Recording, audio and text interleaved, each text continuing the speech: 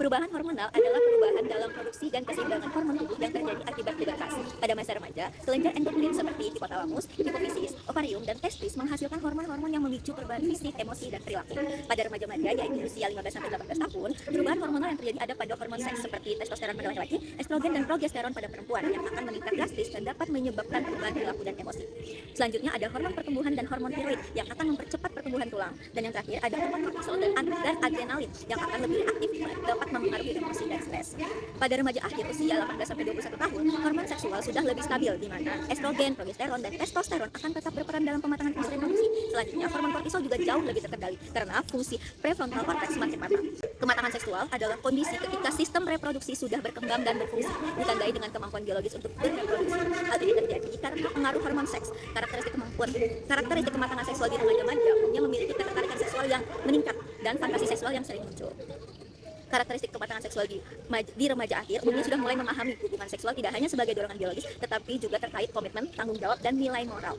Pertumbuhan fisik adalah perubahan ukuran tubuh, tinggi, berat, proporsi tubuh, dan perkembangan ciri-ciri seksual sekunder yang terjadi karena pengaruh hormon pada masa pubertas. Di remaja-remaja, karakteristik pertumbuhan fisik yang pertama, pertumbuhan tinggi badan dan berat badan masih berlangsung meskipun laju pertumbuhan mulai melambat. Yang kedua, perubahan proporsi tubuh masih terlihat jelas dan remaja usia ini juga sering mengalami jerawat di wajah karena peningkatan hormon androgen. Yang ketiga, energi fisiknya meningkat tetapi juga masih belum stabil. Di remaja akhir sendiri, karakteristik pertumbuhan fisik itu yang pertama, pertumbuhan tinggi badan hampir berhenti karena tubuh mendekati ukuran dewasa. Yang kedua, massa otot dan kekuatan fisik sudah lebih stabil, postur tubuh menjadi lebih proporsional. Nah, di perempuan sendiri memiliki siklus menstruasi yang lebih teratur dan stabil. Yang ketiga, kondisi fisik berada pada tahap yang mendekati puncak kebugaran. Kita lanjut ke pertanyaan selanjutnya ya.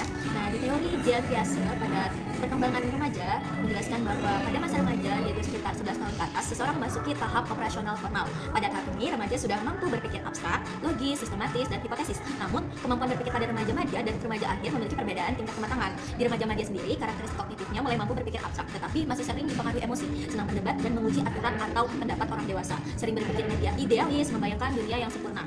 Sedangkan di remaja akhir, karakteristik kognitifnya lebih mampu berpikir logis, kritis, dan sistematis dalam mengambil keputusan. Pemikiran abstraknya juga sudah semakin matang. Mereka bisa menganalisis isu sosial, politik, moral, dan etika. Juga bisa mulai menggabungkan idealisme dengan realitas. Lebih terarah juga pada perencanaan masa depan mereka, seperti bagaimana perkuliahan mereka, bagaimana jenjang karir mereka yang akan mereka ambil. Nah, di teori David Elkind mengembangkan teori tentang egosentrisme remaja, yaitu cara berpikir khas remaja pada tahap operasional formal milik Piaget. Di Elkind sendiri menekankan bahwa meskipun remaja sudah bisa berpikir abstrak, mereka sering terjebak dalam cara pandang berpusat pada diri sendiri. Di sini ada dua bentuk utama egosentrisme remaja menurut Elkind, yaitu imaginary audience, di mana remaja merasa dirinya selalu diperhatikan, dinilai, atau komentari oleh orang lain. Selanjutnya personal fable, di mana remaja merasa dirinya unik, istimewa, berbeda dari orang lain, bahkan mereka merasa pengalaman atau emosinya tidak mungkin dipengaruhi oleh orang lain. Nah, di remaja-remaja sendiri, karakteristik imaginary audience itu sangat kuat. Remaja tuh merasa penampilan dan tindakannya selalu jadi pusat perhatian oleh orang lain. Sedangkan di personal fable-nya muncul keyakinan bahwa dirinya berbeda atau kebal dari resiko. Di remaja akhir, karakteristik dari imaginary audience-nya mulai berkurang. Remaja lebih realistis, tidak terlalu berasumsi bahwa semua orang memperhatikan dia. Terus personal fable-nya masih ada, tetapi mulai terkikis oleh pengalaman nyata yang mereka alami. Pemikiran abstraknya juga sudah matang dan mulai memahami sudut pandang orang lain. Pertanyaan terakhir.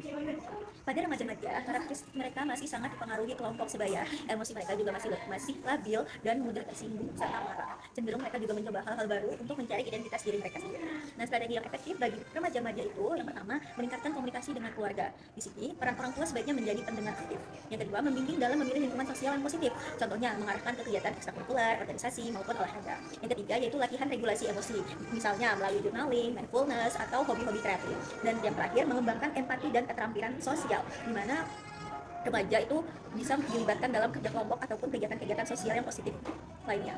Pada remaja akhir, karakteristik mereka sudah lebih matang dalam mengelola emosi, tetapi juga mulai menghadapi tekanan-tekanan yang nyata, mulai menjalin hubungan juga yang lebih serius dengan lawan jenis, terus identitas diri lebih jelas, tetapi kadang masih rentan terhadap stres akademik dan stres terhadap transisi dari dunia pendidikan ke dunia kerja.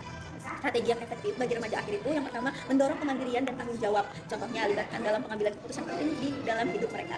Yang kedua, memberikan dukungan sosial, baik dari keluarga, teman, maupun orang-orang terdekat lainnya. Yang ketiga, mengembangkan keterampilan coping adaptif, seperti manajemen stres, problem solving, dan time management. Dan yang terakhir, membantu merencanakan masa depan, seperti melibatkan mereka dalam diskusi karir atau bimbingan akademik yang akan mereka lakukan di masa depan itu.